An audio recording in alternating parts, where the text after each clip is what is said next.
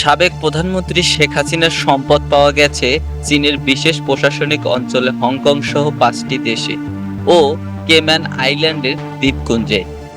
প্রধান উপদেষ্টার প্রেস সচিব শফিকুল ইসলাম জানান, সোমবার রাজধানীর বেইলি রোডের ফরেন সার্ভিস একাডেমিতে আয়োজিত একটি প্রেস ব্রিফিংয়ে এসব বিষয়ে তিনি তুলে ধরেন।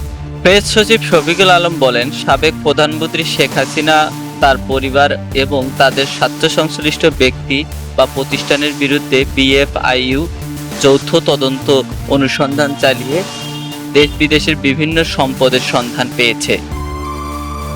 এছাড়া বিএফআইইউ যৌথ তদন্ত দলের অনুসন্ধানে যুক্তরাষ্ট্র, যুক্তরাজ্য, মালয়েশিয়া, সিঙ্গাপুর, হংকং এবং পশ্চিম কোরিয়ান সাগরের কেম্যান আইল্যান্ডের শেখ হাসিনার সম্পদ পাওয়া গেছে।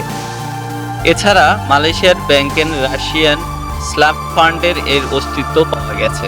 শফিকুল আলম জানান, 124টি ব্যাংকের অ্যাকাউন্টে 635.14 কোটি টাকা এবং রাজুকের 1,40,00,000 টাকা দলিল মূল্যের 60 কাঠা প্লট এবং 8,85,00,000 টাকার 10% জমি সহ 8টি ফ্ল্যাটের সন্ধান পাওয়া গেছে।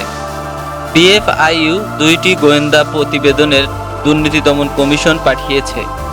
এছাড়াও 5,15,00,000 টাকা সহ 11টি ব্যাংকের হিসাব ফ্রিজ করে রাখা হয়েছে। এসব ব্যাংকের হিসাব বা তথ্য দুদকের কাছে পাঠানো হয়েছে। প্রতারণা ও জালিয়াতি অভিযোগে 6টি মামলা দায়ের করা হয়েছে।